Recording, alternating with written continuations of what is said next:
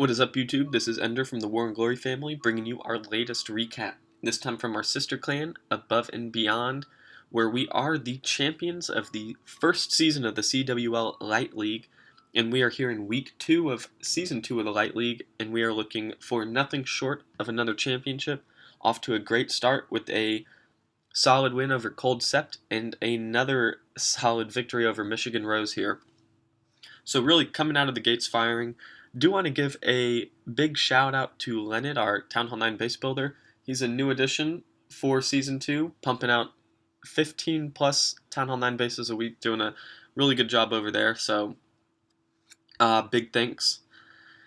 Nines did a good job this war. They did provide 7 scouts after they cleared the Nines, which kind of lays the foundation for the rest of the war, and they did a good job. Those scouts provided 4 10v10 triples, some successful dips, 11v10, and then we did have 2 opportunities at 11v11, so you can't ask for much better than that. Unfortunately, the first 11v11 fell just a bit short, and that second one had connection issues, not able to get it in. So fortunately, we did clear the 10s with ease and didn't need the attack, able to swag it. So we will go ahead and get started with these 10v10s, first with PB here on their number 4. Really just huge contribution all over the clan. These 4 10v10s came from 4 different attackers, so everyone putting in work. PB is going to bowler bounce this air defense down at 10:30. You will see all these 10v10s are Lalo. Just crazy strong attack right now. And our guys showing you how it's done. So after that bowler bounce and getting rid of that troll Tesla at 6 o'clock, going to bring in his queen at 3, a golem at 4. This is a cleanup attack. We do know that there is a Houndloon CC, so going to use that archer queen not to go in with the kill squad, but to take out a couple key buildings and provide a funnel so that those Valkyries and Barb King do take that jump and go up the core, where the Lava Hound will not touch him. Does have that poison that's going to be used for that, not only defensive loon, but the Archer Queen also. And fortunately, his Archer Queen does go down before popping that Hound. So great value there from that mini kill squad, couple Valks and Suicide Heroes. And we'll start the Lalo portion of this. Does have 5 hastes and a heal for this Lalo. Able to haste those hounds pretty quickly into that enemy inferno. Again, moving clockwise throughout the base. With 5 hastes, he is going to breeze through that sweeper no problem. Gets that down quickly. And will save that heal for this massive group of loons coming into those 3 wizard towers. Going to be great value there. Does have 6 loons in the bag and 1 haste. Going to use that haste for this pack of 3 loons here to march into that inferno very quickly and take that down. At this point, with how many loons he has left over and that last wizard tower down, there's really nothing stopping him.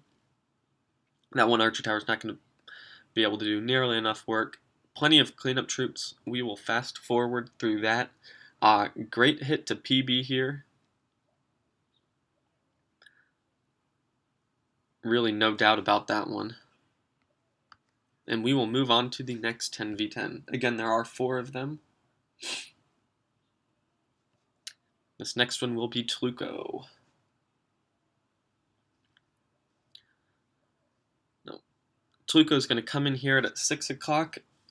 The plan was to wall break into that compartment and use the Archer Queen to take down that enemy inferno. Unfortunately, there is a wall breaker fail here. And wall breaker fails really can ruin a raid, so you're going to see just how powerful these attacks can be when that wall breaker fail does not phase you. So that queen is going to walk around. Unfortunately, that enemy CC is lured just a bit early, so he's going to pop that queen's ability and get all the use of her he can before that hound is over, so she does not pop it. Now, even with the wall breaker fail, he still gets very good pathing from those suicide heroes, so still decent value, and is going to start that Lalo at 3 o'clock, moving counterclockwise, and really just cruise through this base. That Inferno at 6 o'clock will be dealt with last, and it would have been nice to have it down, but Tluko will have just a huge amount of loons before they get to that last Inferno, so ends up not being a problem. Did have 2 heals for this raid. With all those hounds down now, heals are coming in clutch on those loons, and is able to lure that enemy hound down south away from any pups. And it's not the worst thing in the world if you have a lot of pups, but you don't want them banging on that enemy hound and popping it. Just another something to deal with that can slow down the raid. But usually these Suicide Hero Lalos aren't all that pressed for time. But not a problem here. It does have the loons to take down that last Inferno, and plenty of cleanup troops. And the Troll Tesla at 9 that I didn't see. So again, great attack, Tluko. That's 2 down and 2 to go for our Town Hall 10s. Next up will be MG Undecima. This is Guido's Town Hall 10. With surprise, a Lalo. Obviously has the double Skelly spells for the enemy Archer Queen. This one, I think, takes 2 minutes 58 seconds, so really cutting it close on time, but just managing to squeak out the 3-star with a nice attack. We'll use that Baby Dragon to funnel at 4 o'clock. Brings the Queen in to take out a couple buildings before dropping that Golem.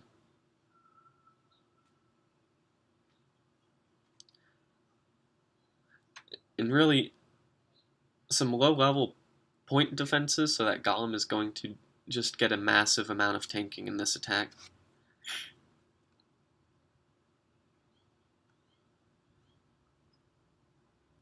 Has the Barb King to distract to let the wall breakers in.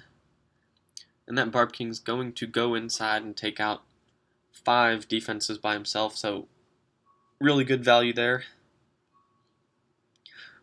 Probably would like to get that Archer Queen onto that Inferno, but that Expo does just enough damage for that Inferno to take out that Queen.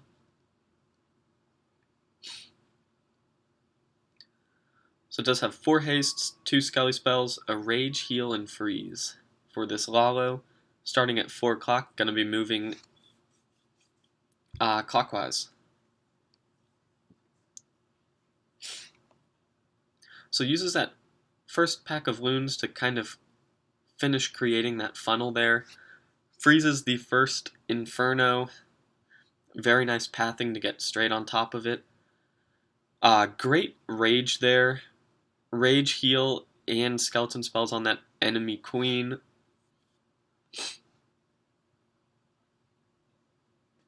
And again, we're dealing with an Inferno as the last defensive building, but MG will have enough loons to overpower that Inferno. So really nice attack here. Cutting it close on time, but still getting the 10v10 triple. We'll fast forward through these last 30 seconds.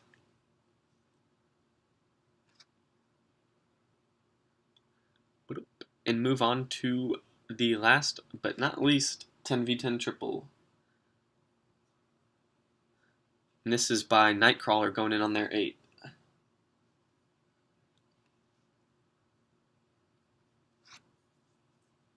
Again, Baby Dragon at 3 to create a nice funnel. Goes ahead and drops that Barb King. Test wall breakers. That Queen will get in there. The goal here is to take down that air defense and the Inferno. So great funnel set by that Baby Dragon and the Barb King Queen steps right up. And really just getting huge value here. Goes ahead and pops that ability, and she should be able to get 2 more defenses down.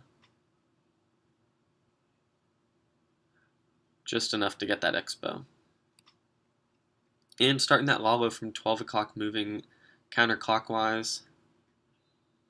Hastes, Rage, Heal, and Freeze in the bag. Does have that Rage with the Skelly Skeletons on the enemy queen. We'll freeze that last Inferno. And oh yeah, he does use that heal on that little Tesla farm and air defense. Nice to spot that Archer Tower at 9 o'clock. Use 2 loons to drop that. And really crushes his base. Plenty of time. Swagging a couple loons, couple minions, and a haste. So Nightcrawler just making it look easy.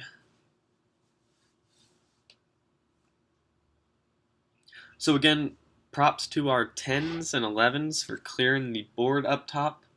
But that all starts with the Town Hall 9s laying that foundation, clearing the 9s and providing plenty of scouts. So we will look at some Town Hall 9 action here with Groot going in on their 24.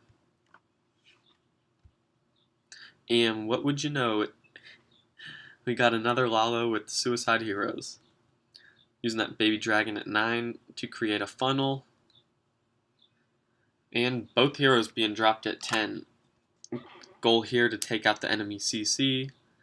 That Tesla, Wizard Tower, Archer Tower.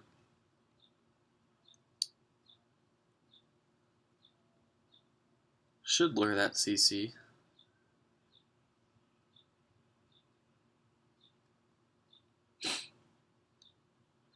Groot did have a 6-pack here, so nice war to him.